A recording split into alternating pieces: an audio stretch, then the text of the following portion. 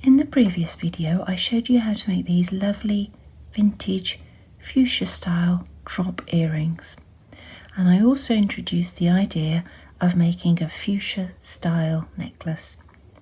I'm now going to show you how to make the necklace, but this time I'm going to be using a silver coloured wire and silver coloured head pins rather than the gold.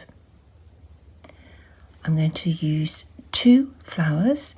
This time I'm going for a lilac and a pink because that matches the seed bead colours I've chosen, and I've got seed beads in a lilac and a pink, and these are a size 8 seed bead.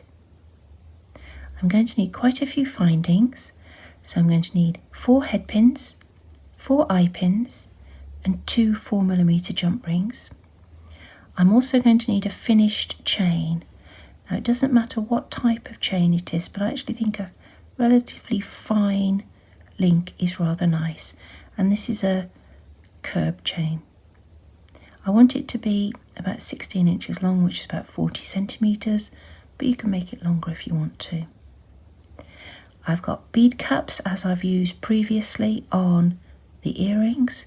I've got 5 5mm filigree bead caps and 2 8mm filigree bead caps. And then I need some wire to make this shape.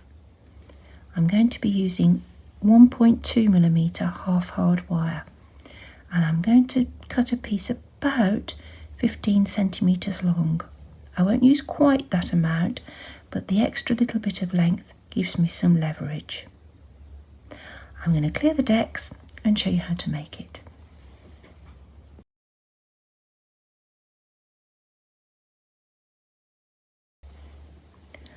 The first thing I need to do is to assemble the 2 fuchsia flowers.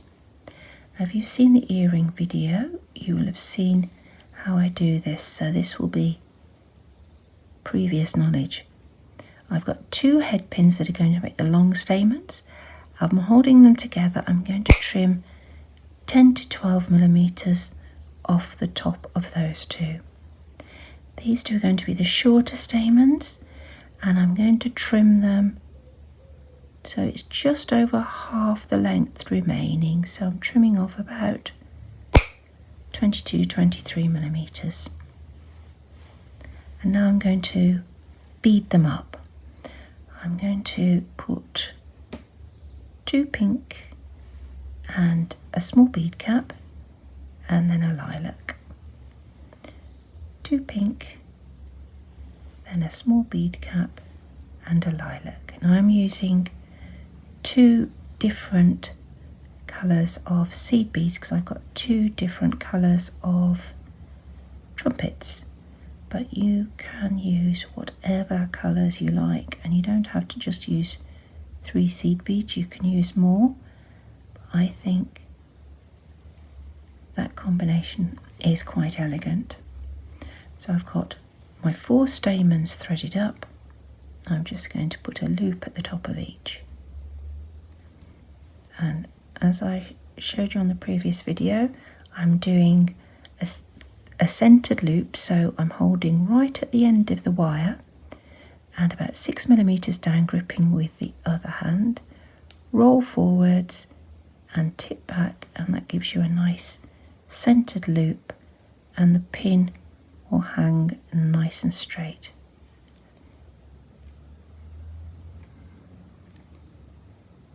There we go. Right, now we're ready to assemble the flowers. So I've got an eye pin here. I'm going to twist open the loop and put on 1 long and 1 short stamen. And I'm going to do the pink flower first. Now I want the pink flower to hang a little bit lower than the lilac flower on the centre of my necklace. So I'm going to put a slightly longer bead sequence on this one. So I'm going to go for a lilac seed bead and then a pink seed bead, and as you can see I've got a little pile of beads on top. So it's the large filigree, then a seed bead, then the small filigree, and then a seed bead. As you can see, that's quite close together, so I'm just going to take those two off and insert another seed bead. That gives me more definition. I'm happier with that. You might want to play around with your combination as well. I think the bead caps really add to the vintage look. I'm going to trim and make a loop.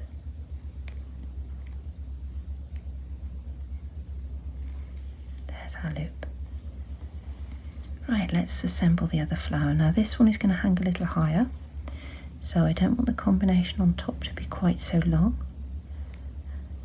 Let's close the loop on the eye pin, thread up through the bluebell, and let's go with an 8mm filigree to match that one, and then I think perhaps just one seed bead above, and let's put on a pink one and see how that works.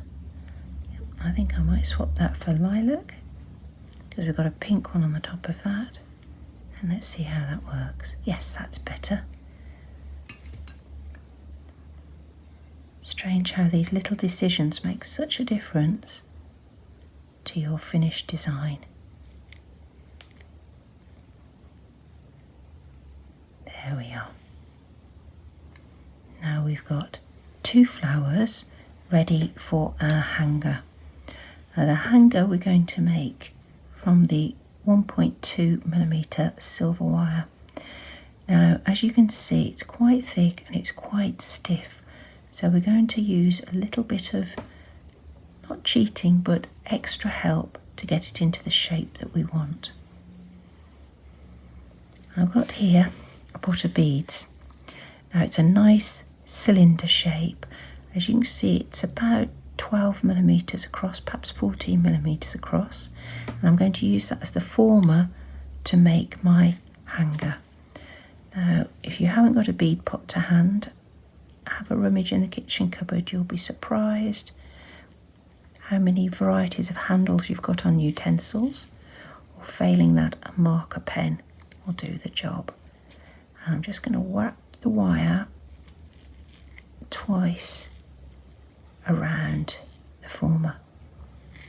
That gives me a nice round shape, and that will help to form the curves of my hanger. I'm just going to prise it apart ever so slightly so that I can get my pliers in.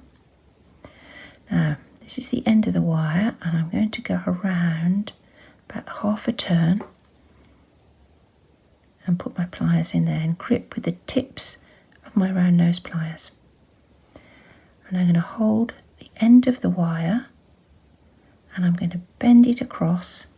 I'm bringing it across in front of the pliers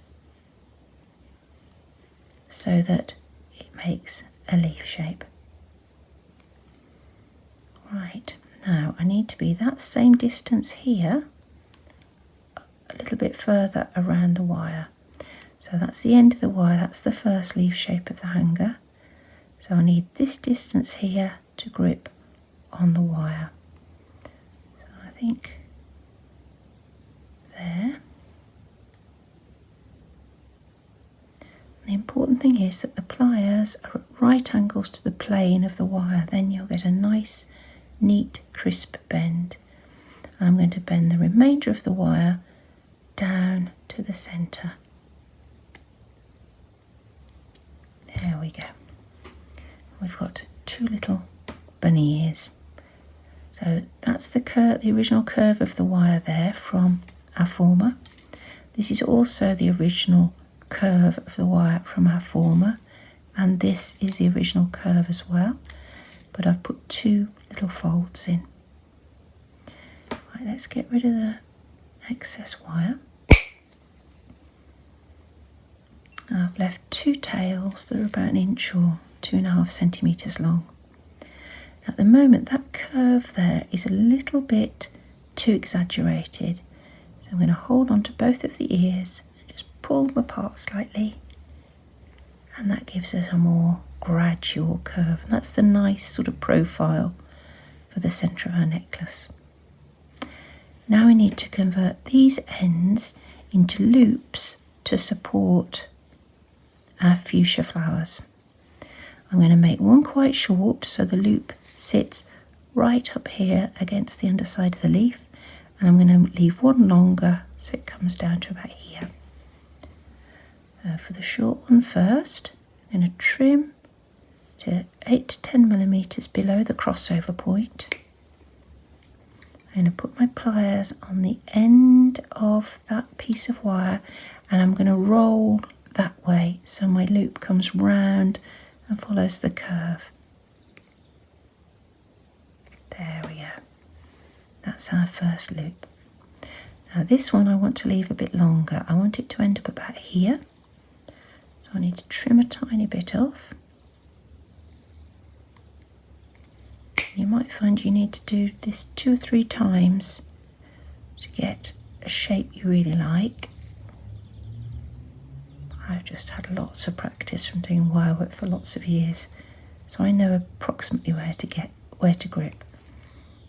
I'm going to grip right at the end of the wire and turn a loop. So you can see now we've got 2 leaf shapes and 2 little loops.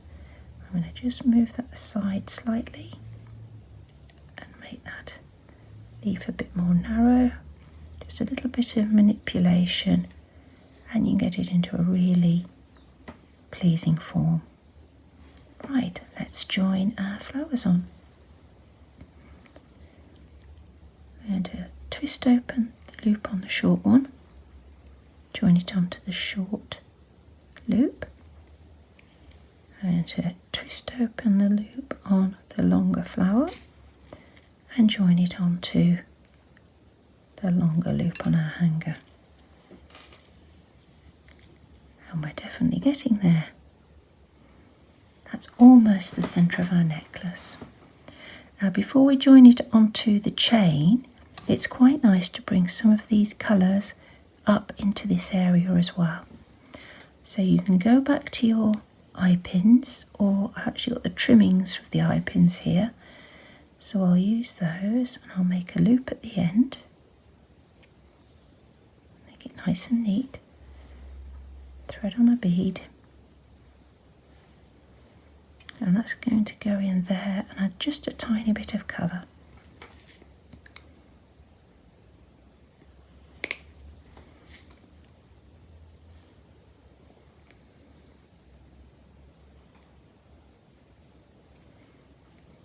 And again, it's little details make all the difference. So let's pop that onto there.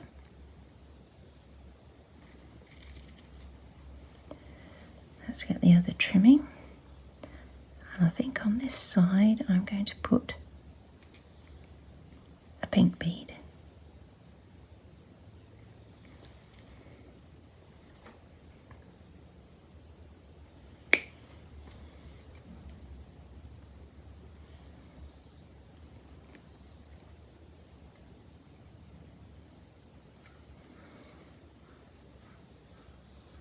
Let's join this onto this side.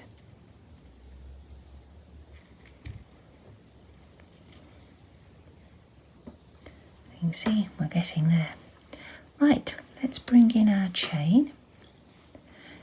Now the only chain I had to hand was quite a long one. This is nearer 20 inches than 16 inches in length, so it'll be too long for my particular preference. So if I got a shorter chain, I'd just chop it in half right at the centre front and join those 2 sections onto our 2 prepared loops. But because this is a longer chain, I'm going to take a section out of the middle.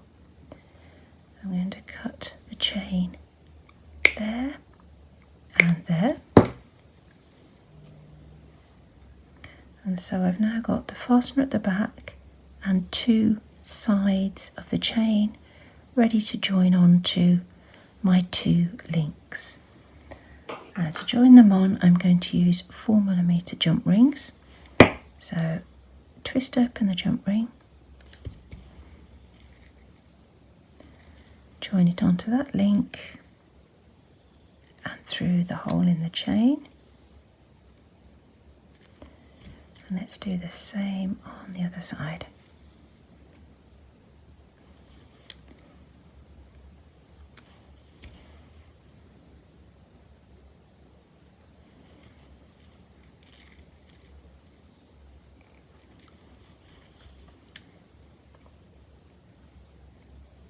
There we go.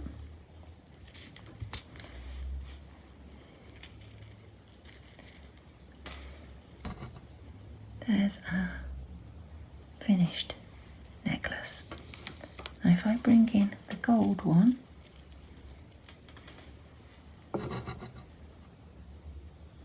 you can see the difference just the choice of wire colour makes. Made in silver, made in gold, same colour seed beads apart from the lilac, which in this one is slightly more blue and this one is slightly more subdued. But otherwise all the other components are the same apart from the colour of the wire. You get quite a sophisticated look in the gold and a really pretty look in the silver. I hope you'll have a go. I hope you'll make matching earrings too. And thank you for watching.